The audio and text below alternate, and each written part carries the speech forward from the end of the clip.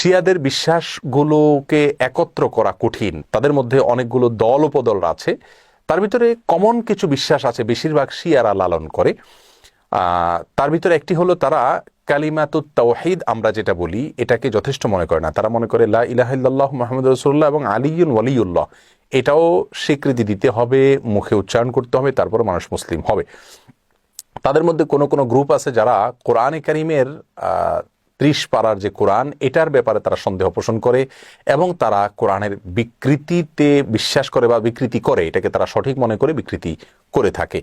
তাদের মধ্যে বড় অংশ বা সবচেয়ে বেশি অংশ বলা যেতে পারে, তারা প্রায় সবাই বলা যেতে পারে তারা সাহাবীদেরকে সবাইকে, কয়েকজন বাদে আলী রাদিয়াল্লাহু তাআলা আনহু, আব্বাস রাদিয়াল্লাহু তাআলা আনহু সহ কয়েকজন বাদে, হাসান হুসাইন, ফাতিমা রাদিয়াল্লাহু তাআলা আনহুম সহ আহলে বাইত যারা, তারা ছাড়া বাকিদেরকে তারা কাফের মনে করে এবং সাহাবীদেরকে গালমন্দ করাটা এটাকে তারা সওয়াবের কাজ মনে করে, ইবাদত মনে করে।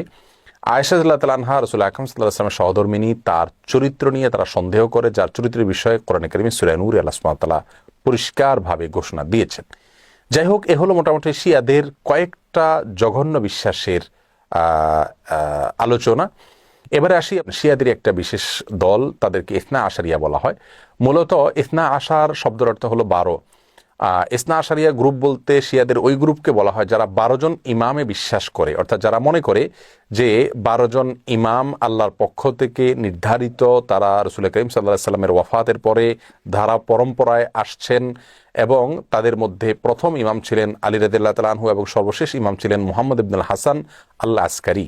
এসব ইমামদের সম্পর্কে, ইমামদের মধ্যে সর্বশেষ ইমাম যিনি মুহাম্মদ ইবনে হাসান আল আসকারী, তারা মনে করে তিনি লুকায়িত হয়ে গেছেন, আবার প্রকাশিত হবেন এবং এই ইমামরা সবাই নিষ্পাপ, তারা কোনো ভুল ত্রুটির ঊর্ধ্বে এবং এই ইমামরা সকল প্রকার ইবাদত বন্দিগির ঊর্ধ্বে উঠে গেছেন, তাদের কোনো ইবাদত বন্দিগি করতে হয় না।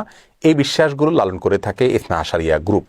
শিয়াদের ব্যাপারে আমাদের ধারণা কি হবে, তাদেরকে আমরা কাফের বলবো কিনা? উত্তর হলো, শিয়াদের মধ্যে যারা আয়েশা রাদিয়াল্লাহু তাআলা আনহার চরিত্র নিয়ে সন্দেহ করে, কোরআনের ব্যাপারে যাদের সন্দেহ রয়েছে এবং বিকৃতি সাধন করে থাকে, এবং কেউ কেউ আছে রাসূল করিম সাল্লাল্লাহু আলাইহি ওয়াসাল্লামের রিসালাত নিয়েও সন্দেহ করে। তারা বলে যে জিবরিল ভুলে রাসূল করিম সাল্লাল্লাহু আলাইহি ওয়াসাল্লামের কাছে রিসালাত নিয়ে আসছিল মূলত আলী রাদিয়াল্লাহু তাআলার কাছে। এরকম আর অনেকগুলো বিশ্বাস লালন করে। এই সম্প্রদায়গুলোকে বা এইরকম বিশ্বাস লালনকারীদেরকে আমরা মুসলিম মনে করতে পারি না। তবে হ্যাঁ, তাদের মধ্যে অনেকগুলো গ্রুপ আছে যাদেরকে সরাসরি কাফের বলা যায় না, তাদের অনেকগুলো ভুল এবং ভ্রান্ত বিশ্বাস রয়েছে। এদের মধ্যে সবচাইতে সাধারণ যেটা বিশ্বাসের দিক থেকে সবচাইতে তুলনামূলকভাবে কম জঘন্য বলা যেতে পারে, সেটা হলো আবু বকর রাদিয়াল্লাহু তাআলা চাইতে আলী রাদিয়াল্লাহু তাআলাকে খেলাফতের জন্য অধিক হকদার মনে করা।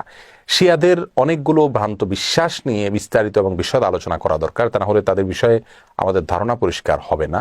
একজন মুসলিম হিসাবে আমাদেরকে সঠিক ধারণা যেমন রাখতে হবে, তেমনিভাবে ইসলামের বিষয়ে কারা কি ভুল ধারণা লালন করে সেগুলো আমাদের জানতে হবে।